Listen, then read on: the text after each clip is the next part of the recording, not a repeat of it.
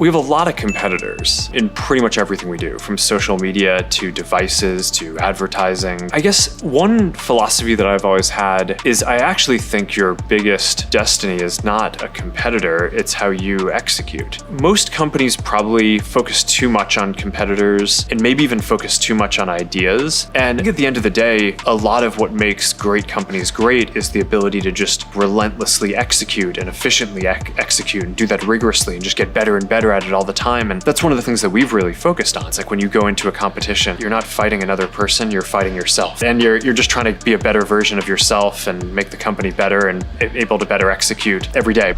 Need motivation? Watch a top 10 with Believe Nation. Hey, it's Carmichael, and I make these videos because I need them for me, because I want to wake up every day and watch a video that puts me in a mindset to believe in myself more and go off and accomplish amazing things and attack the day.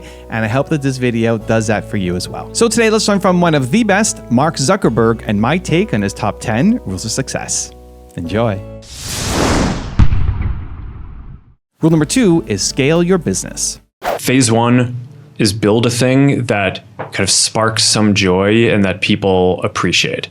Then from there, you want to get to something that is retentive. So that way people who have a good experience with the thing come back and want to keep using it. And those two things they're not always the same. There are a lot of things that people think are awesome, but may not, always come back to. I mean, I think some of what people are seeing now around like ChatGPT is part of that. It's like, I mean, this is like this level of AI it's like a miracle, right? It's awesome, but I mean, that doesn't mean that everyone is going to have a use case every week, right? So I think that first is like create the spark.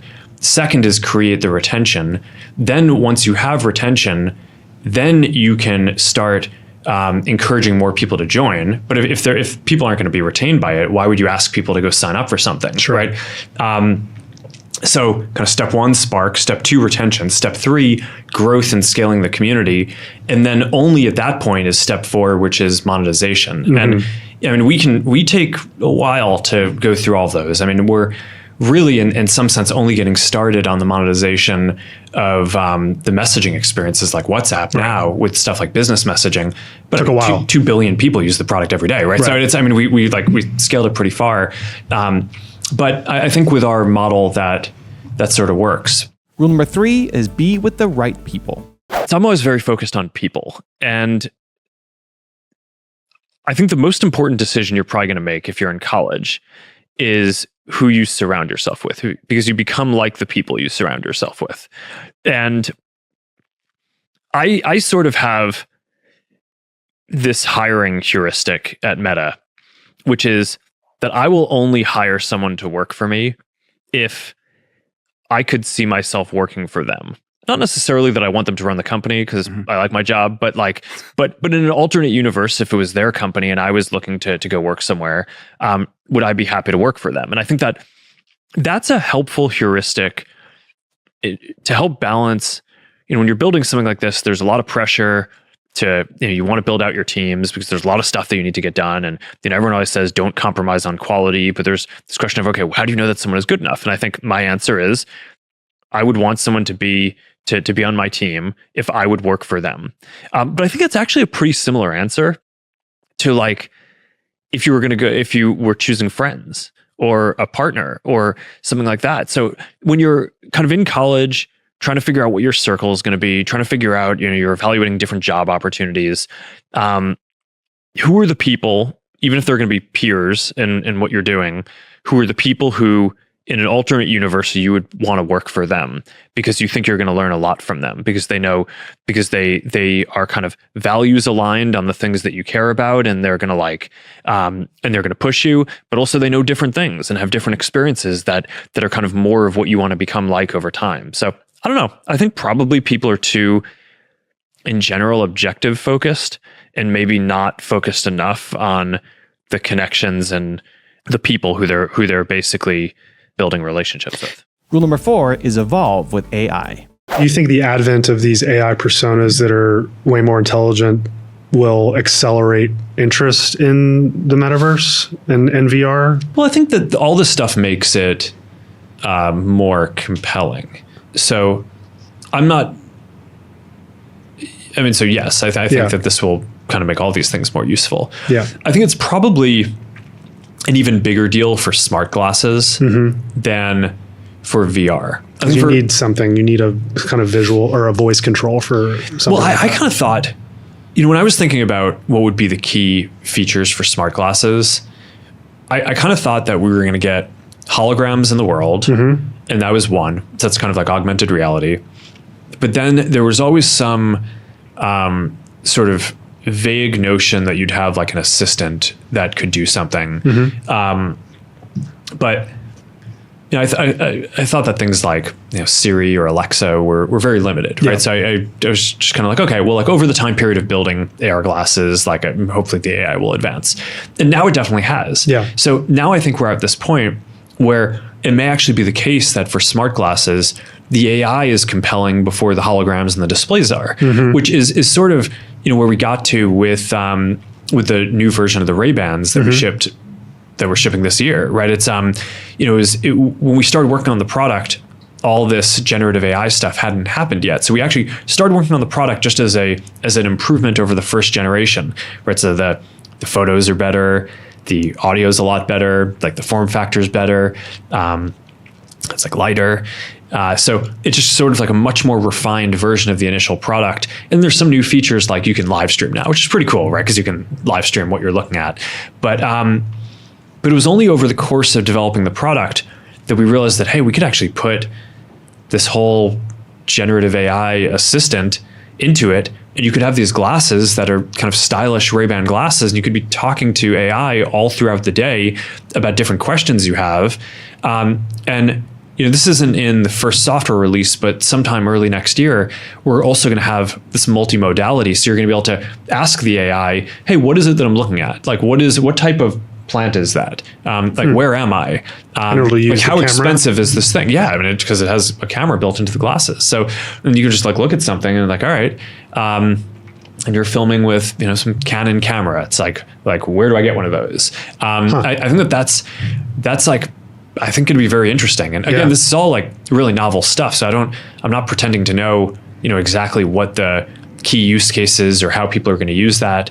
But I think the idea, smart glasses are very powerful for AI because unlike having it on your phone, glasses as a form factor can see what you see and hear what you hear from your perspective.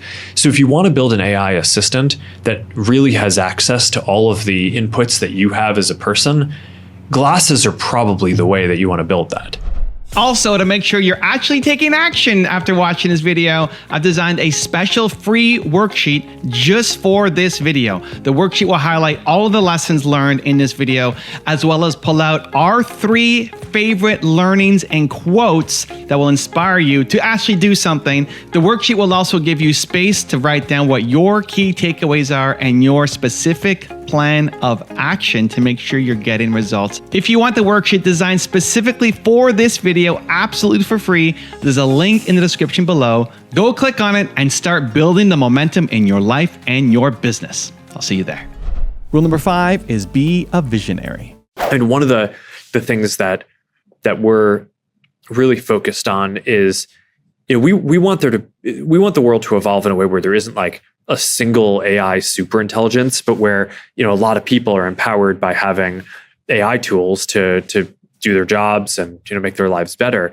And if you're a creator, right, and if you run a, podcast like you do, then you have a big community of people who are super interested to talk to you. I know you'd love to cultivate that community, and you interact with them online outside of the podcast as well. But I mean, there's way more demand both to interact with you, and I'm sure you'd love to interact with the community more, but you just are limited by the number of hours in the day. So, at some point, I think making it so that you could build an AI version of yourself that could interact with people, not after you die, but while you're here to help, help people kind of fulfill this desire to interact with you and your desire to build a community. And there's a lot of interesting questions around that. And that's obviously, it's not just in the metaverse. I think we'd want to make that work across all the messaging platforms, WhatsApp and Messenger and Instagram Direct. But, there's certainly, a version of that where if you could have an avatar version of yourself in the metaverse that people can interact with, and you could define that sort of an AI version where, people would know that they're interacting with an AI, that it's not, the kind of physical version of you, but maybe that AI, even if they know it's an AI, is the next best thing because they're probably not going to, necessarily all get to interact with you directly.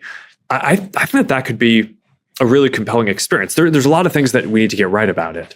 We're not ready to release the version that a creator can kind of build a version of themselves yet, but we're starting to experiment with it in terms of releasing a number of AIs that people can interact with in different ways. And I think that is also just going to be a very powerful set of capabilities that people have over time. Rule number 6 is build a great team. What would you say is the hardest part of running Meta? Well, I think the hardest, this may just be for me because of the way that I'm oriented, but it's a big company, and I think getting the people right and the culture right is the thing that both matters the most and is sort of the hardest to dial, especially as a company scales. And one of the things that I've found over time is, we've gone through these different periods as a company where sometimes people think we're awesome, sometimes people think we're terrible, sometimes people think we're just like everything we do is going to be a winner, and sometimes people think like we're like the gang that can't shoot straight, and like we just nothing that we do is going to work. But regardless of what people are saying externally, I've found that if you can keep sort of a good amount of internal cohesion, you can get anything done, right? Whereas even when, sometimes people are very excited about the company, if people internally aren't actually aligned on what we need to go do, then it's very hard to get things done. So for me, I mean, it's maybe somewhat of a trite thing to say, but I think this is all about getting people right and getting the right people to involved and building great teams of awesome people to be able to build new things that are super impressive for a lot of people. So that to me is probably what I spend the most time focused on, and it's probably the most important part of running a company. Rule number 7 is try out new ideas. Companies are learning organisms, and you can make decisions that either make it so that you learn faster or you learn slower. And in a lot of ways, building a company is like following the scientific method, right? You try a bunch of different hypotheses, and if you set up the experiments well, then you kind of learn what to do. And I think that's an important philosophy. So there are all these different decisions that we make inside the company, everything down to really empowering individual engineers. We invest in this huge testing framework, right? At any given point in time, there's not just one version of Facebook running in the world, right? There's probably tens of thousands of versions running because engineers here have the power to try out an idea and ship it to maybe 10,000 people or 100,000 people, and then they get a readout on how that version of what they did, whether it was a change to show better content in newsfeed or UI change or some new feature, they get a readout on how that version performed compared to the baseline version of Facebook that we have on everything that we care about, how connected people are, how much people are sharing and how much they say that they're finding meaningful content, business metrics like how much revenue we make and engagement of the overall community. And by running tens of thousands of different experiments and putting the power in people's hands to try all these different things, you can imagine we just make so much more progress than we could if every change had to be approved by me, right? Or every idea had to come from management. So I do think that there's something very deep about building this learning culture and moving quickly towards that just helps you get ahead over time. Rule number 8 is find things to look forward to. Every night when I put my daughters to bed, we go through this thing, and they call it the good night things because we're basically what we talk about at night. And I go through them. Sounds like a good show. It's the good night things. Mm-hmm. Yeah, Priscilla's always asking. She's like, "Can I get good night things?" It's like, I don't know. You go to bed too early. But it's But I basically go through with Max and Augie, what are the things that are most important in life, right? That it's like, what do I want them to remember and just have like really ingrained in them as they grow up? And it's health, right? Making sure that you take care of yourself and keep yourself in good shape, loving friends and family, right? Because having the relationships, the family, and making time for friends, I think is perhaps one of the most important things. And then the third is maybe a little more amorphous, but it is something that you're excited about for the future. And when I'm talking to a 4-year-old, often I'll ask her what she's excited about for tomorrow or the week ahead. But I think for most people, it's really hard. I mean, the world is a heavy place, and I think like the way that we navigate it is that we have things that we're looking forward to. So whether it is building AR glasses for the future, or being able to celebrate my 10-year wedding anniversary with my wife that's coming up, it's like I think people, you have things that you're looking forward to. Or for the girls, it's often I want to see mom in the morning, right? It's like but it's like that's a really critical thing. And then the last thing is I ask them every day, what did you do today to help someone? Because I just think that's a really critical thing. Is like it's easy to kind of get caught up in yourself and kind of stuff that's really far down the road. But like, did you do something just concrete today to help someone? And it can just be as simple as, okay, yeah, I helped set the table for lunch, right? Or this other kid in our school was having a hard time with something, and I like helped explain it to him. But I think that's sort of like, if you were to boil down my overall life philosophy into what I try to impart to my kids, those are the things that I think are really important.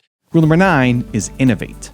The more that there's interoperability between different services and the more content can flow, the better all the services can be. Mm-hmm. And I guess I'm just confident enough that we can build the best one of the services that I actually think that will benefit and will be able to build better quality products by our products making sure that we can have access to all of the different content from wherever anyone is creating it. And like, I get that not everyone is going to want to use everything that we build. I mean, that's obviously the case. I mean, it's like, okay, we have 3 billion people using Facebook, but like, not everyone wants to use one product. And I think making it so that they can use an alternative, but can still interact with people on the network will make it so that that product also is more valuable. You can increase the quality of the product by making it so that you can give people access to all the content, even if it wasn't created on that network itself. So I don't know. I mean, it's a bet. Yeah. I think it takes some confidence, but I don't know. I think it's both good to give people choice. I know there's kind of this funny counterintuitive thing where I just don't think that people like feeling locked into a system. Yeah. So in a way, I actually think people will feel better about using our products if they know that they have the choice to leave, right? And if we make that super easy to happen, and obviously there's a lot of competition, and we do download your data on all our products, and like it's people can do that today, but it's the more that's designed in from scratch, I think it really just gives creators, for example, the sense that okay, like I'm not.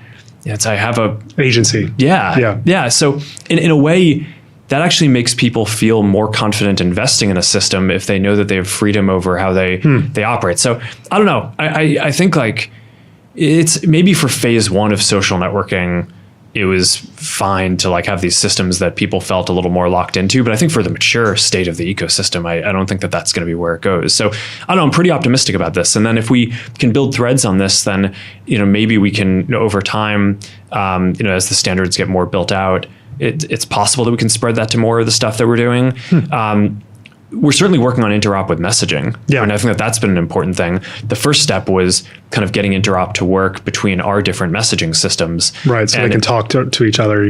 Yeah. And then the first decision there was, okay, well, WhatsApp, we have this very strong commitment to encryption. Mm-hmm. So if we're going to interop, then we're either going to make the others encrypted or we're going to have to decrypt WhatsApp. And it's like, all right, well, we're not going to decrypt WhatsApp. So we're going to go down the path of encrypting everything else, which we're making good progress on. But that basically has just meant completely rewriting Messenger and Instagram Direct from scratch. So you're basically going from a model where all the messages are stored in the cloud. It's like you're completely inverting the architecture where now all the messages are stored locally and just the way that they're... While the plane's in the air. Yeah. So, I mean, that's been sort of this like heroic effort by just like 100 or more people over like a multi-year period. And we're basically getting to the point where it's starting to roll out now. But, now that we're at the point where we can do encryption across those apps, we can also start to support more interop, which I think is going to be with other services like Meta that Meta doesn't own, other messaging. Yeah, apps. well, I mean, the plan was always to start with the interop that between our services, but then to get to that.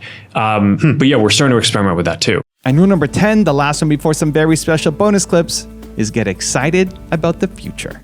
This is a lot of the thesis behind the whole Metaverse, is giving people the ability to feel like you're present with someone. I mean, this is like the main thing I talk about all the time. But I do think that there's a lot to process about it. I mean, from my perspective, I mean, I'm definitely here. We're just not we're not physically in the same place. It's not like you're not talking to an AI, right? This is so I think the thing that's novel is the ability to convey through technology a sense of almost physical presence. So the thing that is not physically real is us being in the same physical place, but kind of everything else is.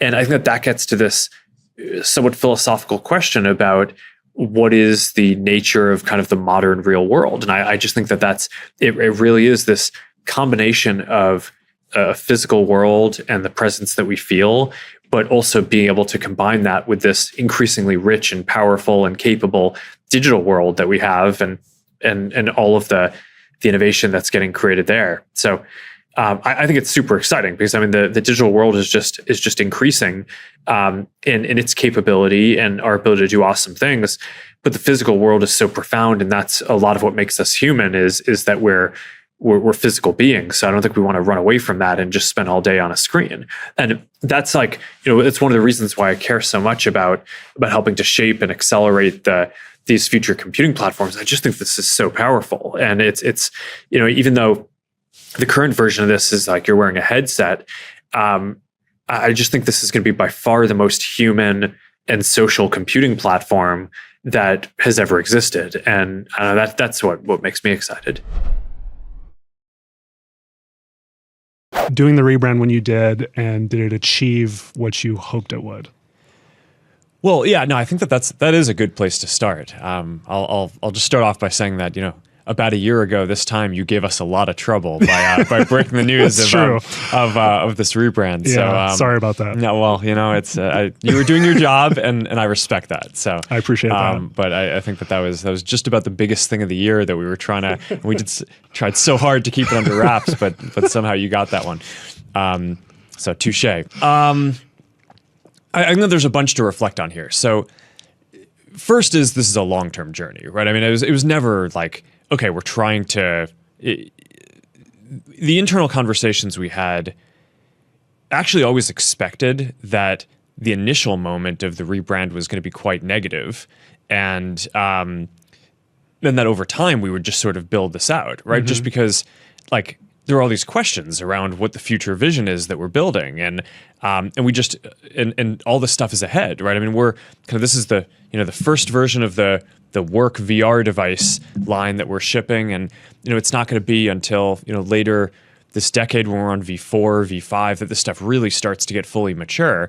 And so I just figured there's so much story here left to fill out, and this is like a long-term thing. So I'd say the initial response to the rebrand dramatically surpassed my expectations about kind of what could be achieved in terms of people hearing the vision that we wanted to put out there. And I think like almost overnight, in the first few months, you had all these other companies sort of jumping in and talking about how they wanted to do stuff in the metaverse too. And I think it really popularized that term and that vision in a way that just dramatically exceeded what I'd actually expected. In the business world, really everywhere, and now there's chief metaverse officers at companies, right? I mean, it sounds like you didn't expect for it to catch on quite like that. No, I kind of assumed that we were going to have to just continue building out the roadmap, and that I mean, maybe sometime like 5 years from now, things would start to click and people would start to understand what we were putting together. Instead, I think a lot of people really got a lot of the vision for what it is. I mean, obviously, it's still this high level concept, and there's a ton of stuff that still needs to get built. But I think it caught people's excitement just as sort of a kind of a long-term hope for what we want to build more than I'd actually thought was possible. And that I think actually poses different opportunities and challenges. On the one hand, a lot of folks are really excited about working on it. On the other hand, I do think it just sets up for a trough of disillusionment at some point, because it is a vision that's far out, and we're obviously investing a lot, and the products are working really well. I mean, Quest 2 is working really well, and I think a lot of the research that we have and mixed reality, augmented reality, neural interfaces, like all these, I think these are leading in across the industry. So I'm really excited about what we're doing, but it's not like this stuff is going to be fully mature in a year or even 2 or 3 years. It's going to take a long time to build out the next computing platform. So we'll see. How do you think about the metaverse? What is it, and what are the steps to make it real? Yeah. So the way I think about this, I mean, I think you're right. I think the metaverse and Web3 are related concepts, but are also distinct. The metaverse, I think of as an immersive internet, sort of the next chapter of the internet after the mobile internet, the successor, if you will. There's always a platform that comes next, and I think that the metaverse is going to be that. And I think that the defining characteristic of it is that you'll be able to feel like you're present with other people in it. And if you're designing social interactions and kind of platforms for people to interact with each other, which is basically what I spend my life doing, the ability to help people feel present with another person, and all that goes into that, right? It's feeling like you're there, feeling like you can see people's expressions clearly, like you can make eye contact, like you can kind of physically interact, hear where they're coming from, spatial audio, be able to express yourself in 3 dimensions. All of these things that go into a feeling of presence, I just think is going to deliver way better social experiences and a feeling of togetherness than any other technology that we've had before. And we try to kind of simulate that on phones and other screens that we have. We're doing this, and right now, and I can see you on a screen. It's nice, and functionally I can see your face, so that's nice. But I don't think neither of us is under any illusion that we're we don't feel like we're together. So I just think in the future, whether you're in virtual reality or augmented reality, and maybe we do a version of this conversation in the future where I'm a hologram on the couch next to you, and you can see that through your glasses, or any of the other platforms that are getting built. I think that's going to be just to unlock a lot of new social experiences. And then on top of that, you're going to be able to do all kinds of new forms of entertainment, new types of hanging out, more physical types of computing, like things around fitness that don't really make sense on mobile phones or computers today. And I think it's going to transform work too, right? Because you'll just be able to walk anywhere you want and snap your fingers and have your perfect workstation up. And then if you want to collaborate with someone, they'll kind of show up as an avatar or a hologram next to you, and you have that too. So that set of things is how I think about the metaverse. And I think you're right that we're certainly investing more than anyone else is in this. There's a lot of science that needs to still get solved. A lot of this isn't just engineering questions around, all right, let's go build stuff over the next few years. They're actually unsolved questions that need to get worked through. And we have kind of hypotheses on how that might work. But for a lot of the hard questions we have, 5, 6, 7 teams, trying to take different bets on it, and we'll see what works. So that's an important part of it. And I do think that will end up being an important contribution to the whole field. And I'm excited that we're doing that. Let's talk about the training yourself to be uncomfortable or to become more comfortable with discomfort. Does anything come to mind just in terms of managing your psychology? For my own psychology, the way that I try to manage this stuff is I wake up in the morning and you get like whatever emails you have of like stuff that's going on in the world, right? So it's world events, it's team events, whatever trends we're seeing across our products. And often in there's a fair amount of bad news and like new things that I need to absorb. One of the things I've found that just for kind of managing myself is that if I try to just go straight into the day, it's like almost every morning when I wake up and like read through my emails and get the news, it's almost like getting punched with sort of like a ton of new context. And it's like, okay, I need to like internalize this. So I found that basically doing something physical and something that's like meditative to take my mind off of it for like an hour so then I can reset and go do work is really important. So that's why, things like foiling or surfing have been really important to me because, when you're out there in the water, it's like pretty hard to focus on anything else, right? It's like when you're on the board, you're focused on making sure you stay on the board and don't mess something up. Especially if you're kind of towing or something like that, there's not a whole lot of downtime. Yeah. I've found that for my own performance is significantly better when I have something like that that's like meditative and physical and allows me to kind of output some energy and then I can come back in. And it's almost like I'll have subconsciously settled all of the things that have sort of all the news that have happened in the world. Now it's like, okay, let's go deal with it. Yeah. Now, obviously, if there's something that's really an emergency, I'm not going to, go do a sport or something. I'll go deal with it. And obviously part of life is you don't always get to control your schedule. And that's kind of how that goes. But, when I compare kind of how I do on the days when I kind of get to have some time to soak that in or to kind of have an outlet versus just like jumping right in, I find I'm often like stewing in bad news or something. And then I'm not as productive. So I think that's sort of my own personal way that I try to manage situations like this. But obviously a key part of this is like having an awesome team and it's not primarily about me at this point. It's a big company and we have awesome people who are running all these different groups. So I get that what I'm saying, kind of how I've worked out the system for myself isn't necessarily something that would work for a lot of other people. So there's this inherent conflict in the system though, which is, are we trying to optimize newsfeed to give each person, all of you guys, the best experience when you're reading? Or are we trying to help businesses just reach as many people as possible? And in every decision that we make, we optimize for the first, for making it so that for the people who we serve, who use Facebook and who are reading newsfeed, get the very best experience that they can. And that means that if a business is sharing content that's going to be useful for them, then we'll show that. But that means that if the business is sharing content that isn't going to be useful for them, we may not show that because it's probably more important that they learn about their friend who had a baby and their baby is healthy.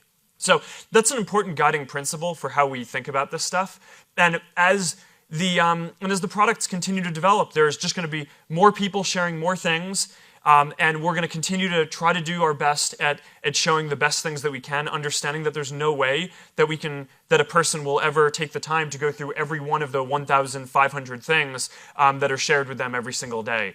But that's kind of how I think about organic reach. And there are a lot of pages that are doing quite successfully, and their organic reach is growing quite a bit because they're delivering content to people that they really want. So if you're a business owner and you're thinking about how to use your free page on Facebook, I would just focus on trying to publish really good content that's going to be compelling to your customers and the people who are following you. When I was growing up, one of the big things that I think that the internet enables is for people to connect with groups of people who share their real values and interests. And it wasn't always like this, right? Before the internet, you were really tied to your physical location. And I just think about how when I was growing up, I grew up in a town of about 10,000 people. Mm-hmm. And, there were only, so many different clubs or activities that you could do. So I grew up, like a lot of the other kids, playing Little League baseball. And I kind of think about this in retrospect. It's like, I'm not really into baseball. I'm not really an athlete. So why did I play Little League when, my real passion was programming computers? And, the reality was that growing up, there was no one else really in my town who was into programming computers. So I didn't have a peer group or a club that I could do that. It wasn't until I went to boarding school and then later college where I actually was able to meet people who were into the same things as I am. Mm-hmm. And now I think with the internet, that's starting to change, right? And now you have the ability to not just be tethered to your physical location, but to find people who have more niche interests and different kind of subcultures and communities on the internet, which I think is a really powerful thing. It's really good to be idealistic, but be prepared to be misunderstood. Anyone working on a big vision is going to get called crazy. even if you end up right. Anyone taking on a complex problem is going to get blamed for not fully understanding it, even though it's impossible to know everything up front. Anyone taking initiative will always get criticized for moving too fast because there's always someone who wants to slow you down. It wasn't so long ago that I was a student and sitting in a seat in an auditorium like you guys are here today, listening to. I remember very specifically this time when Bill Gates came to talk at Harvard, and I was just like, wow, how do you do that? But the trick is that the media likes to sensationalize this as if you have some eureka moment or you are some singular person who can build something on your own, and that's just not how the world works. When I was in school, I built a lot of stuff that I just liked building. There was not a single moment when I had some revelation that Facebook was going to be awesome. That's not maybe how the media or movies or whatever would like to portray things. It's much less exciting. But the reality is, I think most services in the world that reach the scale that Facebook has, you start off building something that you care about, and you don't necessarily think it's going to be that big. I didn't. I built Facebook, the first version of Facebook, for my college community because I wanted to be able to connect with the people at my school. And I remember very clearly talking to my friends at the time and saying, how cool is it that we have built this community for our school? One day it's going to be awesome when somebody else builds this for the world because something like this needs to exist for the world. But it didn't even occur to me that, my friends and I might be able to play a role in doing that, right? Because we were college students, right? I mean, we didn't have any engineers to work with or servers or resources or anything like that. And there are these huge companies that deliver products for hundreds of millions of people, right? I always assumed that it was going to be like Microsoft or Google or someone would build this for the world. And what basically just happened is at each step along the way, we just kind of kept doing the next thing and growing from there. And there were teams inside these other companies that thought social media was important and were working on it. But there were all these different memes and narratives in the world. People would say, oh, well, this is just a fad. People are going to use it, but then they're going to stop. So, so a lot of the teams who were working on didn't take it that seriously, or, the higher-ups in those companies didn't care, so they didn't get resources, and we just kept going and going. And then people would say, all right, fine. So maybe people are using it, but it's never going to make any money, right? I mean, social media doesn't make any money. And we just kind of kept going, and then pretty soon we had a service that was bigger than any of these other ones, and that kind of is how we are here where we are.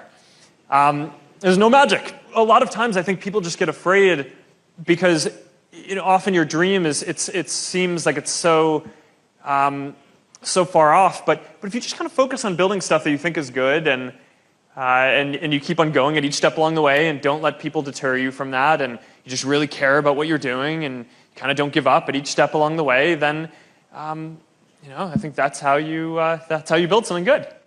Ideas don't come out fully formed. They only become clear as you work on them. You just have to get started. If I had to know everything about connecting people before I got started, I never would have built Facebook. Movies and pop culture just get this all wrong. The idea of a single eureka moment is a dangerous lie. It makes us feel inadequate because we feel like we haven't had ours yet. And it prevents people with seeds of good ideas from ever getting started in the first place. In a world that's changing so quickly, the biggest risk you can take is not taking any risk. And I really think that that's true, right? I mean, a lot of people, I think that, whenever it comes to, whenever you get yourself into a position where you have to make some big shift in direction or do something, there are always, people are going to point to the downside risks of that decision. And locally, they're maybe right? I mean, for any given decision that you're going to make, there's upside and downside. But in aggregate, if you are stagnant and you don't make those changes, then I think you're guaranteed to fail, right? And not catch up. So to some degree, I think it's really right that over time, the biggest risk that you can take is to not take any risks. But the students around me were really important as well, right? And both in high school and in college, I mean, the people who started Facebook with me and a lot of the people who are still with me running the company today are people who I met when I was at Harvard. And some of them were my TFs at Harvard, right? And when the professors were off writing papers, these were the people who actually taught me, and then we hung out and we had like social bonds and academic bonds. And I wouldn't understate the importance of that. And I mean, it's very tied into my whole philosophy and the product that I spend my life building, Facebook, because we just believe that social bonds are critical. And one way that I think about the value that Facebook is filling in the world is that you go through school, and at least when I did, people just focused on academics, like achievement, different areas. And one of the things that no one really ever taught me was like having friends is really valuable. Now, not that I didn't have friends, but like. Although, the movie might make it seem that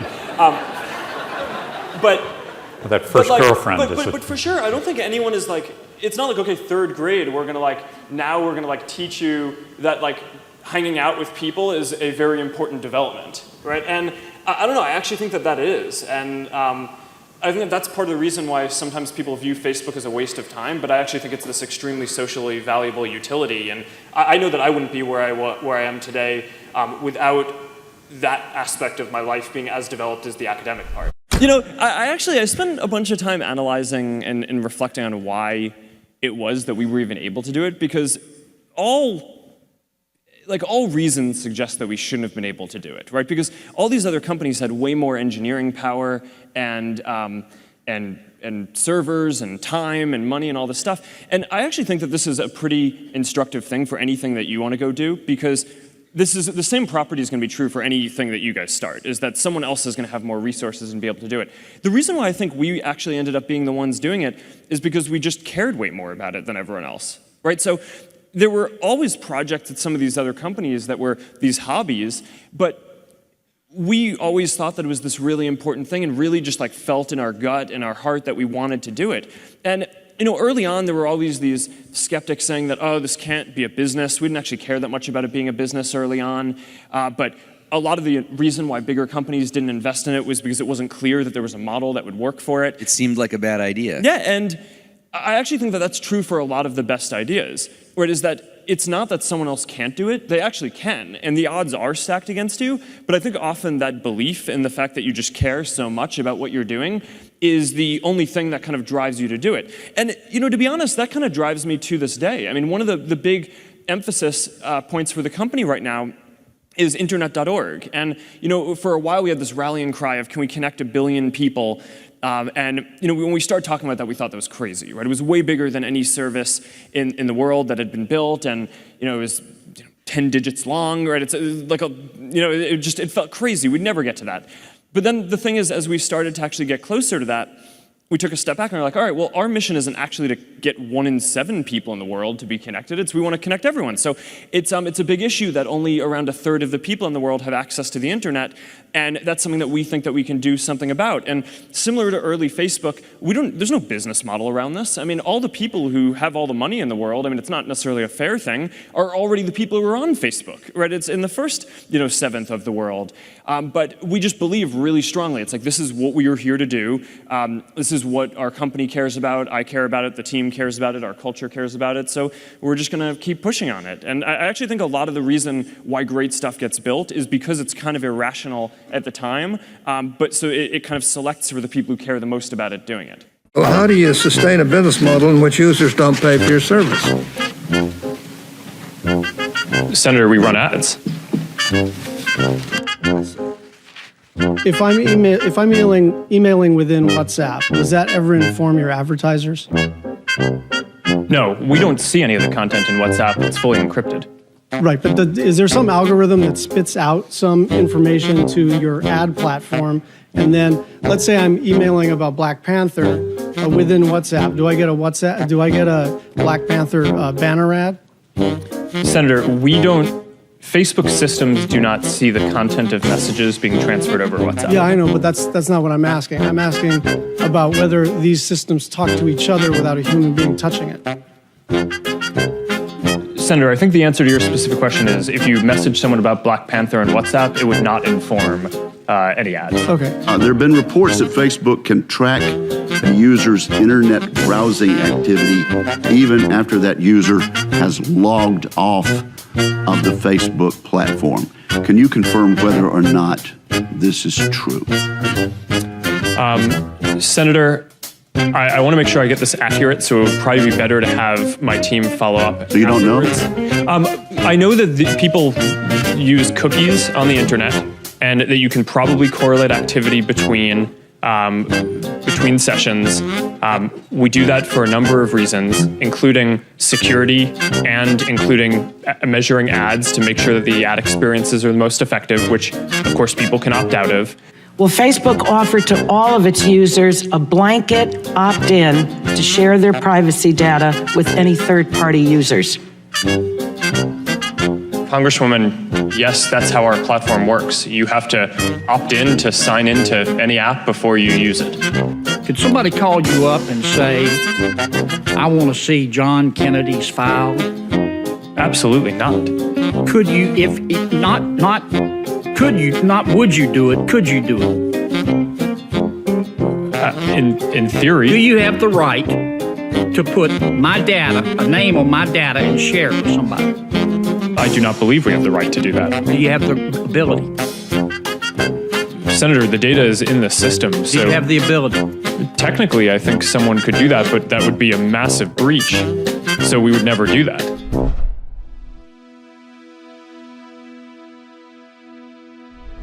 Because you made it this far in a video, I want to celebrate you. Most people start and don't finish. Most people never actually follow through. Most people say they want something, but they don't ever do the work to actually get it. But you are different. You are special. Believe Nation, you made it here all the way to the end, and I love you. So as a special celebration, if you put a hashtag Believe down in the comments below on this video, I will showcase you and celebrate you somewhere on the screen in a future video because you are awesome. For 10 more amazing rules from Elon Musk, check the video right there next to me. I think you'll love it.